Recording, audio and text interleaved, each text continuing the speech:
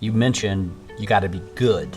Define good. So you're in a condo complex, there's 5 other listings, one sells, why? You ever wonder what it's like living full-time at the Lake of the Ozarks versus being a part-time weekend warrior? I've now am experiencing both. And so you've got two sides of the story finally. I do. And I thought this would be the perfect intro to our monthly market update to talk about what that difference looks like. Yeah. So I broke it down into a few categories. Let's start with the pace of life at the Lake of the Ozarks. I hear it's a little different. You've been here a long time. Yep. I've grown up here the vast majority of my life. Since '82, my family moved down from St. Louis. Moved out of the area a couple times earlier in my 20s, but I can tell you this, we don't have traffic. Yeah, unless you're in Camdenton on 54.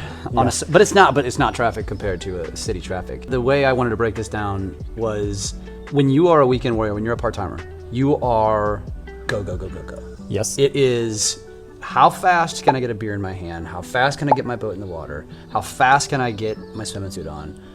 And it's go, go, go, go, go. How to maximize your time at the lake when you're here. Yeah. And when you live here full time, and I've had this conversation now. It's only been 2 weeks of summer, and I've had this conversation multiple times with people. Like, it amazes me how different it is, because now it's like, I don't care if I get on the boat on the weekend. I don't care if it's rainy. In fact, as I told you, experiencing boating on a Monday, I was like, this makes me never want to boat on a Saturday again. Yeah, Tuesday boat rides, Wednesday boat rides, phenomenal. You get to see kayakers like that back behind us in the week that you don't really see on the weekends. It's a different pace of play. I would also say that I would take my hats off to all the weekend warriors with a lake home down here. They have to do all that and home maintenance at the same time. Yeah. You, like a lot of other owners down here, are inside of an HOA where a lot of that exterior maintenance is taken care of for you in docks and stuff like that. So you're in a villa that takes care of all that for you. A lot of people are in condos, and that's their benefit of being in a condo. They do get maximum time when they're down here. Yep. Versus a single family home residence on a lake.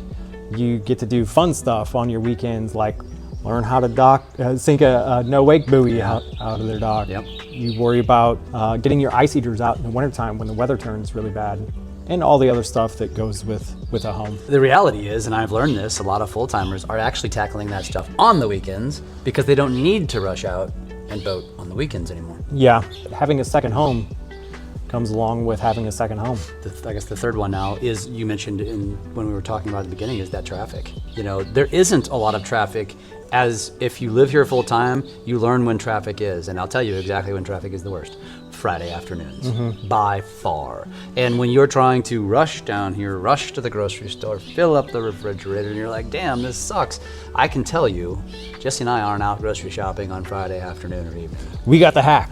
You order them online and have them delivered to you. You do that too. Yeah, for sure. Actually, I don't do that. I drive my happy ass to Walmart. And yeah, we save a lot more money just ordering online. I believe it. It'll be interesting this year with the bridge work going on in Jeff City. KC people don't have to worry about all that. St. Louis people, I think there's going to be a little bit more delays getting down here this year. Yeah. When is that? Do you know when that's going to happen? It was on a Lake Expo news article on it. I thought it was this summer. That doesn't even mention the road work that they've talked about doing in Camdenton, which is widening, and then of course talking about possibly adding in a bypass. Yep. But I have not heard any updates on that. That's not going to be before 4th of July. Or maybe even 2025. Or 26. Yeah, I think you're right about that. But it's in the cards, and they keep talking about it. Sure. And if you don't know what we're talking about, if you're familiar with Camdenton, they're talking about, first of all, they are widening. That's already in the works. That's happening.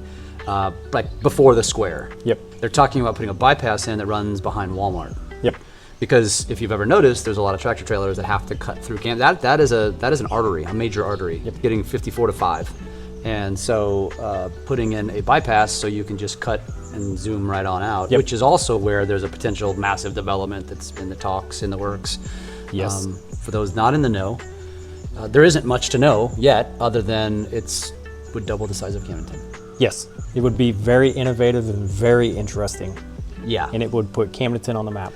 If it's not already, and you're right, to the point, and by the map, I can only guess you're talking about some of the infrastructure they're talking about, like data mining, attracting the Amazons, the Facebooks. Some of the technology that would go into building that subdivision is very innovative. Yeah. Yeah, and it would literally be like a city. Yes, Yeah. it'll be a city all of its own. So yes, if you're going from Osage Beach west into Camdenton, when you go up the final hill before you get to Walmart, it has been a major congestion point from all the stoplights because there is the new freeway bypass that bypassed 5 going into Lebanon, but now that's just added more stoplights, more congestion, especially when the amphitheater has some events going on. The amphitheater is another thing. Yeah, I mean, I think really to summarize this topic, as someone who's currently living the change and now just feeling the, because you don't really feel it in the off season, you feel it in the season. Sure. And there are 2 things I would say to it. A, summers are completely different when you live here. And so far, I would say in a very good way, in my opinion. Again, because I don't have the stress. I don't have the stress of rushing out to get on my boat. I don't have the stress of, oh man, Memorial Day. It's come and gone. The weather was terrible. Now I got to wait a whole other year. I'm not worried about that. I'll just wait till Tuesday. You can go out after dinner. Exactly. Yeah, that's so awesome. And then the other piece I will add to that is it's not just summertime. It is the off season. And so if you have the luxury like me who does, well, obviously a lot of my business is now here, but for people like me who's also, the other part of my business is virtual. Online, yeah. Is online. I tell you what, this, and we've talked about this many times, the off season here is awesome. I wouldn't say it's better than the summer. It's different. It's quiet. It's peaceful. It's quieter. We're getting more population as year goes on in the off season. Yep. So there's more than what there used to be open in the wintertime to have options to do. I mean, off season here is not like St. Louis or Kansas City. No. Well, there is no off season in a big city. It's just 365. Well, that is an interesting topic, and for anybody who's considering that, I tell you what, with perfect source, because you've got a newbie, you've got an oldie. We're not talking an age here because I got Jesse in years, but Jesse's got me in a lot of years down here at the lake. So if we can guide you and answer your questions about what it's like to make that transition, is it worth it? 2 of the best guys they could talk to, in my opinion. And this guy right here, of course, as we transition into the monthly market update, has all of the data so you know exactly what position you need to be in, whether you're looking to buy a condo or a home. Yeah. Interesting times. We're seeing a little bit of a change in the market dynamics, so let's get into it. Good stuff. For Lakefront Homes, May, compared to 2024, new Lakefront home listings saw a significant 28% increase May 2025, with 150 listings this year versus 117 last year. Overall, year-to-date new listings have increased by almost 15%, so a lot more options out there for buyers. Mm-hmm. In May 2025, the median lakefront sale price decreased by 4.81%, reaching $642,500. This is a decline from May 2024 median price of $675,000. Have we officially shifted to a buyer's market? I would say with our months of inventory, yes. But we're also coming from such a drought of the COVID season to trying to get back to a normal inventory market. Yeah. But now we've blown through that. Is it safe to say, as a non-real estate agent, so I have no skin in this game, speaking to a seller, you really need to wrap your head around that top dollar opportunity has probably come and gone in the current season that we're in? Correct. That top dollar opportunity came with very limited inventory. Yeah. And now we're coming out of that. Yep. So homes still are selling for sure. We are still getting few of them with multiple offers on it, but that's because they're very desirable properties and they're priced very well. So for my sellers, whenever we're talking about listing a home, when I go through my market comps, it's very important to look back through the history of that. We may see a home has been priced on the market for a year and they've had significant price drops and they're still searching to find the market. Getting more and more data, I feel like we had a delayed spring here at Lake of the Ozarks for buyers, and in just the past 3 weeks, we've had a really big uptick in buyer activity. May didn't get offset as much as what I thought it would, especially in the condos, and we'll get to that. June numbers will be very interesting for me, just from the activity I've been seeing. I'm excited to hear it. Yeah, so Lakefront home sales experienced a slight dip in May 2025 with 64 transactions recorded, down from 65, so only one less home. It's just a 1.5% decrease. Looking at the year-to-date figures, the numbers of sales have fallen by 7%, totaling 17 fewer lakefront home sales. The average days on market in May 2025 is 36 days, down 5.5% from 38 days in May 2024. So there's some ripples in our data going on for sure. A decrease in almost 5% list to sale price ratio from last year. May 2025, we are negotiating on average at 95.5%. What does that mean? That means that we were almost at full price last year for list price. Now this May, we're down almost 5%. So that's a lot more negotiations happening in order to get the transaction across the finish line. Sellers are being pickier. Not compared to last year. Yeah. Buyers are being Buyers more. Yeah, that's what I meant. I meant buyers. Buyers are saying, hey, I've got options. You're either going to work with me, Yeah. I'm going to go somewhere else. There's 5 more down Yeah. the street. Yeah. It used to be in years past, buyers would come here and we have one, maybe 2 properties for them to look at over the weekend. Well, now we've got 5 or 6. So with options, it's supply and demand. Months of supply continues to rise to 7.8. This May, up from 7 months last month, and that really signals that buyer's market transition. May last year, we were sitting at 5.8 months. So that's quite a shift in the amount of people that want to sell and the amount of people that want to buy. Yeah. Lakefront homes for sale by price bracket, 300 to 499,000, 71 homes, up 29 homes from last month. Oof. The 500 to 750 price bracket, 63 homes, down 6 from last month. Wow, so lower price. Wow, okay. Go. That 500 to 750 market, I would say that's a fairly hot market. I've got some buyers out there right now, John and Kim, and it's been tough. We have seen some homes go for multiple offers and move quick as of recent. Would that be considered a median price point down here anymore? Our median price point was just at 684,000, so right in there. The 750 to just under $1 million, 64 homes, up 10 homes from last month. 1 million to 2 million, 60 homes, down 6 from last month. In that 2 million to 5 million price bracket, 39 homes. It's not even unique anymore. Up 2 homes from last month. And over $5 million homes, 9 homes holding steady. Total homes active for sale right now, 329 lakefront homes. How does that compare? I don't think we compared it. So that one, we're getting back up to 2016 levels on inventory active on the market now. Now for lakefront condos. Bring it. New listings in May 2025 were up 15.6% with 111 new condo listings compared to 96 in May 2024. Year to date, we're up 130 condos, or 27.4%. That's depressing if you're trying to sell a condo. That means you got to be good. That's tough. Your condo has to be good and your price has to be good. The median sale price for lakefront condos was up 4.5% in May 2025 to $365,875 from May 2024, which was $350,000. That's not that bad. No, but there was a condo that sold this past month for $4.1 million. Yeah. Was that one of the Cypress penthouses? That was listed for 5. It had been listed at 525 and then dropped down to 4.9 and ultimately sold at 4.1, which was like an 86% listed. Which one was it? Ratio. Was it the pimp one? Was it the better one? It was the front one. Okay. It was the creme de la creme over there. Yeah. Okay, sales for lakefront condos down by 30 condos this May, with 42 condos sold compared to 72 condos sold last May. Wow. Year to date, we're down 18.6% in number of sales. The average days on market for condos increased significantly. From last year, almost doubled. This May, we're at 61 days on market. Last May, we were at 31 days. So sorry for So if your condo's not selling out there, you're not the only one. It's been a tougher market for all condo sellers. Listed sale price ratio was down less than a full percent from last year. Interesting enough, 97.4%. So lakefront homes was at 95.5%. Condos were at 97.4%. Yeah, that's interesting. Yeah. Considering the data tells kind of different pictures. Yes. Months of supply for condos is on a much steeper incline, moving up to 11.8 from 10.6 last month.